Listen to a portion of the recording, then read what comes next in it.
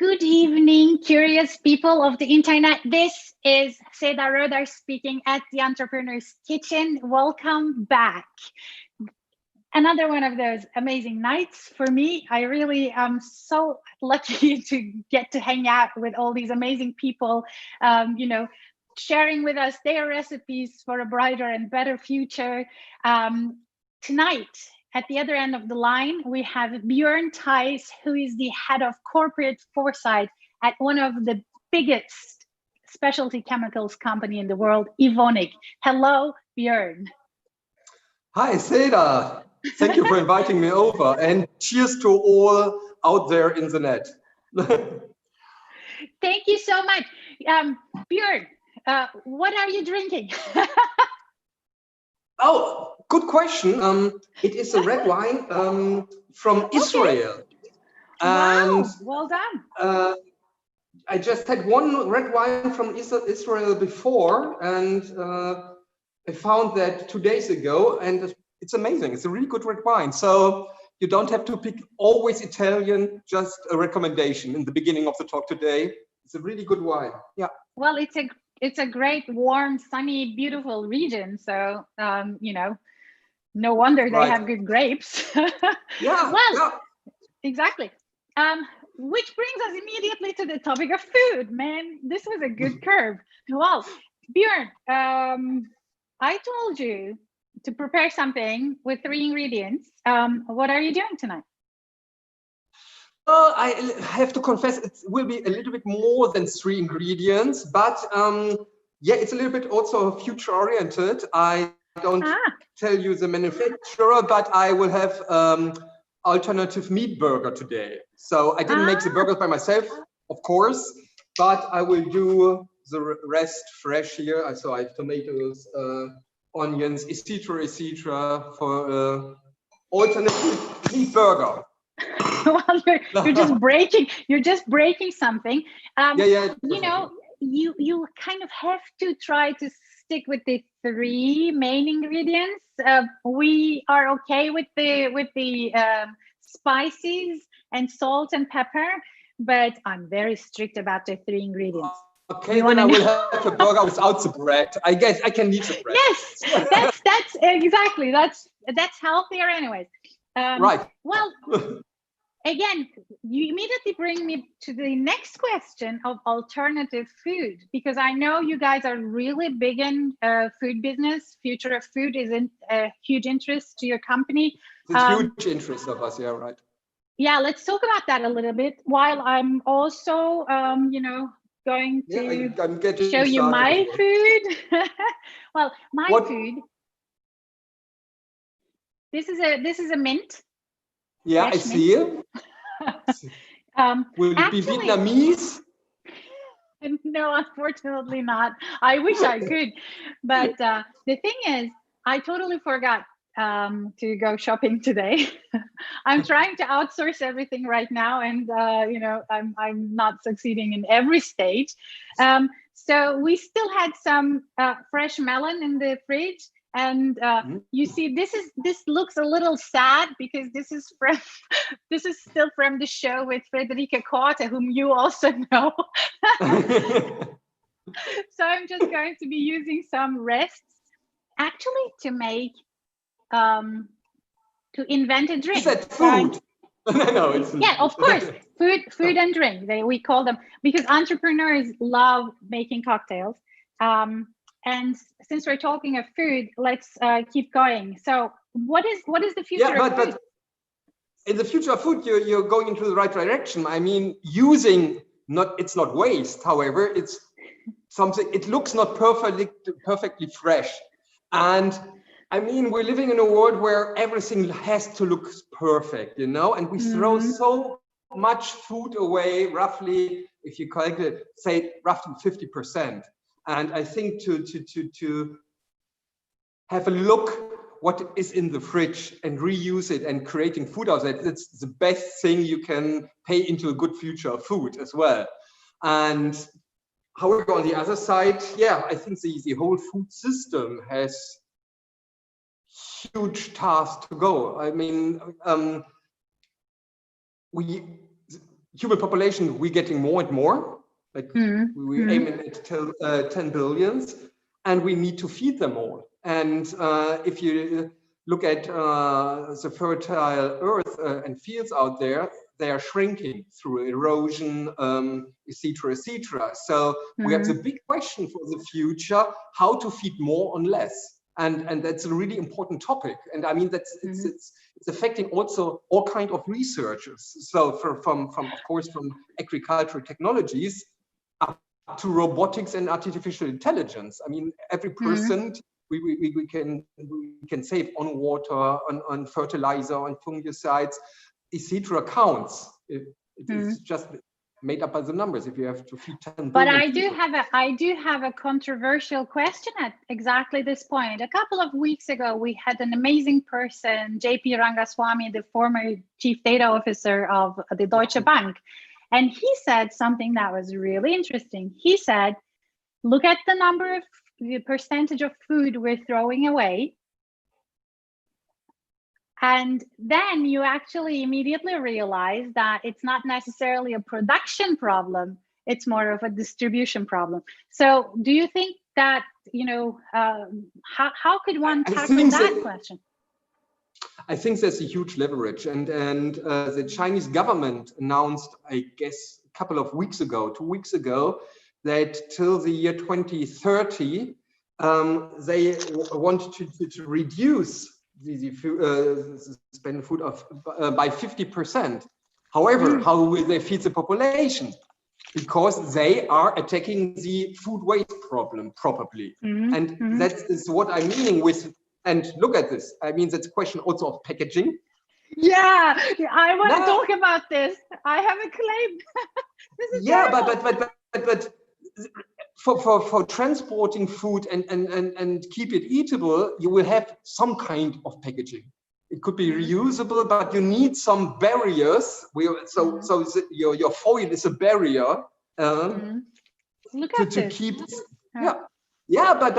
But if you wanted to keep oxygen out, because oxygen is doing the process that food getting not tasty and dire in the end. So I think there's a huge leverage.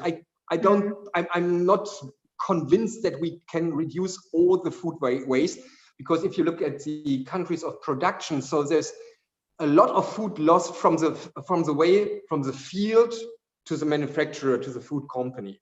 And so we will not get rid of this whole 50% waste, but there's a huge lever in it. And I think that it's really important that we look at that too.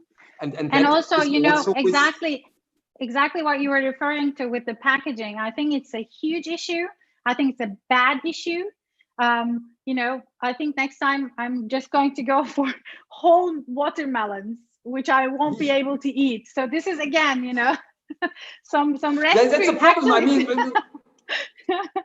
look at this. I mean, a banana is coming with the best kind of packaging. However, I can eat one at a time, but I can't eat a whole melon. So that will still be an issue. Actually, I can. Watermelon is one of my favorite fruits ever. But you just want to. If you eat an entire watermelon, the rest of the day is not fun. By the way, we're almost 10 minutes into the conversation, and I haven't mentioned that people of the internet, you can ask questions to all sorts of crazy topics to Björn, because he's like the Nosferatu of Evonik. Nosferatu, I don't drink.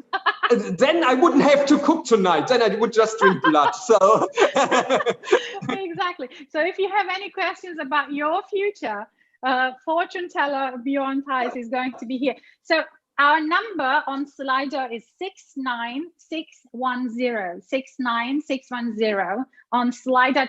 Please go ahead and ask your questions. We're looking forward to hearing from you. Björn, seriously, so you're not a Nosferatu, you're not a fortune teller. What does a corporate foresight person do? Well, we try to anticipate future change and then interpret the consequences for the company and based on that, formulate effective responses to guarantee the long-term success of the company. So that's the selling proposition. However, I mean, looking in the future is not, if you look at the time horizon, we're looking like 10 to 20 years ahead. However, if you look at technologies, 10 to 20 years is not such a big time. I mean, if now something is invented within a university, it will just take time, roughly 10 years before it gets into production, if it's not just software. So especially if you think about chemical products and you have to build a plant, then 10 years, it's next to nothing. And on the other hand, I mean, look at topics like artificial intelligence. The topic is around for decades. And of course, we are looking into such topics. And the question is, when will it be ripe for using in a industrial context? When is it ripe that the tools are there that we can use such technologies? It's the same with a lot of technologies. But what kind of parameters do you consider when you're trying to, match some future predictions with your company's direction? Because some of those things might be also, business model disrupting. Yeah. So of course you have also prepare for a worst case scenario in a sense, but on the other hand, if you now detect huge changes, and I mean, look at the so-called mega trends. I think the word is a little bit, mega. I don't know, but mega. Yeah. However, I mean, if you look at the definition, you know that you need something that is observable. And we see climate change and we see demographic change. That's nothing new. Everybody knows that. You don't need a fortune teller or a foresighter to tell you that the climate change is coming or the demographic change is coming. However, the question is now how to mitigate those effects for the company, but also for society. And I think, especially in the field of climate change, there's a lot a chemical company, or especially chemical company, can provide finding answers. For instance, think of the technologies like carbon capturing. That is what's that? Once again, your connection was not carbon capturing. So taking the CO2 out from the air and making something out of it. I mean, we have even at Evonik, we have this interesting project or even product. It's still a project. It's in research called Reticos, where we take the CO2, the C out of the air, and we can make something out of it. It could be fuels for cars. It could be hexatic acid. So you're not the chemist. Don't worry. No, I'm not a chemist by training, but I'm learning, at least. I'm learning. So you can also take there is a lot of huge resources just in our air. We can take it out, but of course, if I can buy crude oil cheaply, I don't need such technologies. However, with the climate change, we see that such technologies can have another effect, mitigating climate change, and therefore then we can design and develop such technologies, and then when the climate change is happening and we see all regulation happening, we will be ready for that. And I think that we can really find answers, but the answers are hard to research, and that takes time, of course. I have another interesting, I want to really hear your view on this. You think that large corporations such as Evonik, do you think that they're always too late in reacting to certain changes, parameters in the environment, or they only move after these things become like real risk and threat? Or how early do you guys actually start researching these topics? That's a really good question. So I think that there are two questions in a way. So what I can say, I'm working within Creavis, which is the strategic innovation hub of Evonik. And there a lot of people, not only the foresight people, are looking in such long-term topics. However, of course, and there are a lot of concepts, etc., around. Take, for instance, climate change mitigation technologies. However, of course, before you invest a lot of money, you have to see, is there a market, and is something so, and are people willing to pay for it? And it can be a hustle in topics like climate change. I mean, there are, even today, there are a lot of voices who don't believe in climate change, you know. But from the research side, we are looking really early, I would say, in such topics. However, that we scale it up, that's another question. I mean, if you want to produce, I don't know, thousands of tons of any material, you need some customers as well. And so are you guys also going ahead and educating your customers? We are yes, in many projects we directly interact with customers and have a lot of joint research programs, and I think that that's really important in a way, because from an innovation perspective, you can see that a lot of innovations happening now on the interfaces of different disciplines. Look at, for instance, IoT. Of course, it's an IT software-based topic with artificial intelligence, etc. However, you always need the hardware side. And if you want to apply it in a chemical plant, you need also chemists or engineers who know that technologies. The same is true with biotech. Look at that. It's not chemistry, it's biology in a sense. And only on this interface of biology, chemistry, etc., there, at least from my perspective, that is a field where the new innovation comes from. Therefore, it's really important to speak with a lot of different people. Are you cooking? I'm just starting with my first tomato. You know?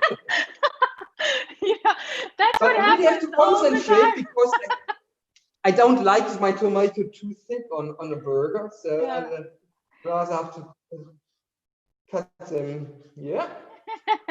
So you can't concentrate on cutting the tomato. You know what? Actually, all of the female entrepreneurs I had at this show, they were just superb.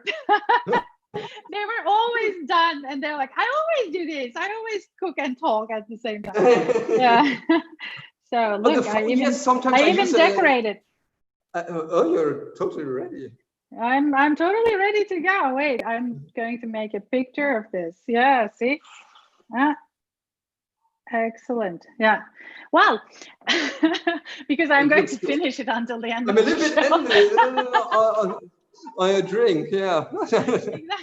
Well, Björn, let's go away a little bit from Evonik and talk about your personality and your background. I find it so fascinating because you had nothing to do with big corporations before ending up in one, or very little in the yes, you were a business consultant. As a consultant, I had a lot, but I wasn't part of it. That's true.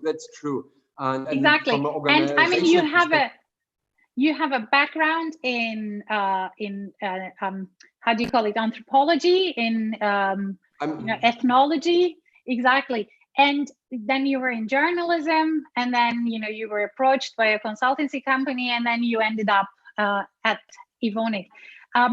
When you go back and think about what you've done before, how much of it still feeds into your day-to-day life today? Oh, I think a lot. So, of course, the consultant part is still there because it was also a future or foresight-oriented consultancy. But I think with cultural anthropology, that is, I think, a really important mindset for my work in a sense, because understanding culture, I think it's really important for innovation. If you look at some kind of at least when you're looking at consumer goods or consumer-oriented innovation, it's really important that you understand the mindset and how people use stuff, products in their everyday business, and that can change. And I think we aren't there yet. I mean, we are living. I live in Cologne, in a big city, etc. So it's a little bit cosmopolitan here, but on the other side, I think what we need is also a more cultural understanding of different cultural groups, etc., etc. And I think that helps a lot in a sense. Yeah. So Yeah. how do you cook, for instance? Really important, you know, how people cook, what kind of foods they prepare, etc., etc. And I think to understanding people also helps to understanding customers or the other guys on the other side of the table. So, and if you look into languages, it's quite interesting.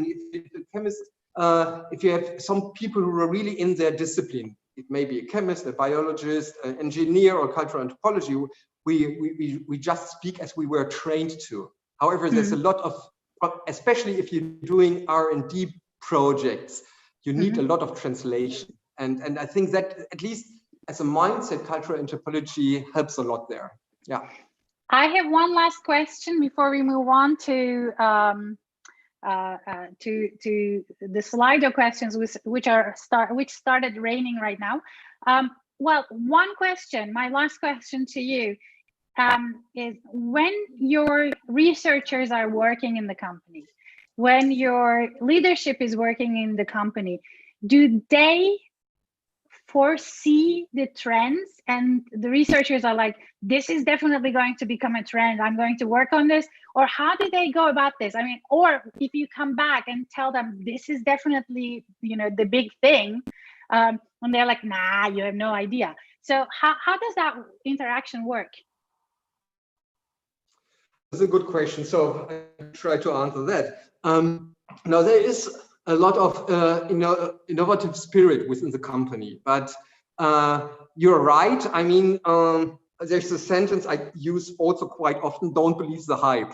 So, of course, if you're looking into a topic and it's everything is in the media about that topic, then everybody believes that, and it sounds a little bit silly from a trend and foresight researcher. However, don't believe the hype, and then you have to look at logic change, causalities, and see if that is working. So you can have a great technology, but if it's not socially accepted, you can't sell it in a sense. And then we try to so each trend has a kind of anti-trend, and then you have to what is the anti-trend of that? How powerful might that grow in the couple of years? And then you get a good feeling if that is something which is here to stay and just get bigger, or is it just a fashion? And it's really important to look into some topic and see that maybe that's just a fashion and not something that's here to stay. Very interesting. I think that point with the anti movement, I think it's really, really interesting. Well, I mean, in your case, of course, Evonik is not necessarily maybe serving the early adopters, but the mass market, and of course, the attitude then changes, you know, whom you want to address. So, first question on Slido, which is about a trend, hopefully not here to stay too long. COVID. You were expecting Corona. A Corona question. How did the Corona crisis has changed the market for chemicals? A good question, and I can't tell. I mean, the market for chemicals is quite big. So we're selling in mostly in any industrial sector, and I have to say, I don't know exactly. So if you look at the Evonik numbers, that's one thing. We don't see the effect yet, at least. But of course, that we can, at least in some market segments, we can expect a change or a little bit of slowness. I think we will see, will we get the V or the N or whatever, but of course you can expect some less sale in chemicals for the automotive industry. However, for a small time, I think then everything will get back to a kind of new normal. However, personally, and I can't say it for each part of for each business within Evonik, what I know is that we are not affected yet, but expect, of course, a slight decrease over time. Yeah. Yeah. And what is your foresight around the future of work within your company? Oh, well, I think, of course, I mean, the easy answer is, of course, we will see a little bit an increase in home office. We will see an increase in using like Zoom or something for conferences or for smaller workshops as well. And we see that the digital skills of all employees grew significantly. So, and also what we saw was an increase in the demand for equipment for home office, like headphones, laptops, etc., VPN, access points, etc., etc. And I think when people just try such technologies and find out that they work, they will use them more. However, on the other side, there's also a demand that people want to meet again face to face too. Because yeah, totally. We're looking forward to that, really. Yeah. Well, one last question that comes on Slido is asking, of course, the question you have been probably expecting the entire show. It's about future trends. We have spoken about some of those, like the future of work, future of food. Are there any other trends you are foreseeing right now for an industry like yours that are going to be significantly important? Well, I think, I don't know, alternative meats is, I think that's really quite interesting as a trend. I mean, reducing meat consumption is a good thing. And of course, there's a lot of, I think if you look at, it's a big trend, but I think there's a development into the area of biotechnology for chemical production. So using bacteria for producing products in a way. So what we see now is that in the future we'll see that some of the chemical production routes, now they are thermal or classic chemical synthesis routes, will move to biotech routes. And doesn't sound for the non-chemists, that isn't maybe not so interesting. However, that is a really game changer in the production of chemical products, and it's a more sustainable way. And I think that's really, really important that you address products that you can now produce through a biological route, so to say. I think that's a big, important, really important trend. Yeah. Awesome. This answer was really, really cool because I like, what you said about using nature to fix the problems we have and learning from nature to fix some of the problems we have in a much more efficient way and leveraging, what we learn from nature to just do a better and efficient job. We're at the end of the show. Oh. And you didn't get to finish cooking. You have to save it for the after show party because now now we get to, well, at least you can tell how you would do it, but cutting tomatoes, probably frying the burger part. And maybe I can even use the bread again when nobody's looking at it. Exactly, absolutely. Well, exactly. You can do whatever you want at the after show party. Let me briefly introduce my drink here. It was just a watermelon, some mint, fresh mint, and a little bit of a gin, or if you want, you can use also vodka and ice. So ice cubes. Well, sounds what is good. your joke? Let's be funny. Oh man, I guess Mr. Pallenberg was absolutely right when he said in your show that it's really hard to.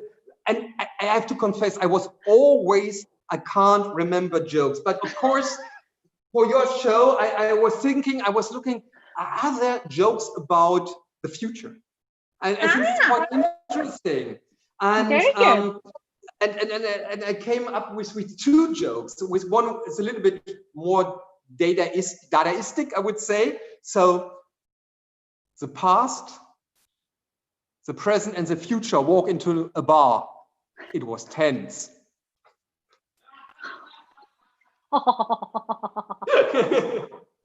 This is really good. You know, I like jokes that I get the first time. Awesome. Really good. Awesome joke. Okay, mine. How do you make a squirrel like you?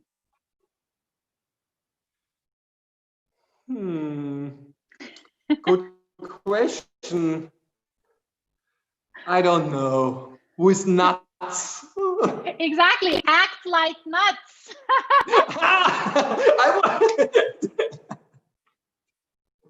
No. Well done. Well done. Well, Björn, I want to thank you so much for joining the show. This was a delight. Please say bye and hi for me. Hi in your Bye and hi and goodbye. Yeah, hi for all my friends at Evonik, and bye to you and to all the people watching us at the streams in all sorts of different platforms. Tomorrow is the episode number 50, and I have an awesome guest. He is the chief designer of SAP. The one and only Martin Wazowski is going to be joining me tomorrow night at the Entrepreneur's Kitchen, and it's going to be awesome. I can promise you that, because whatever he is, it's awesome.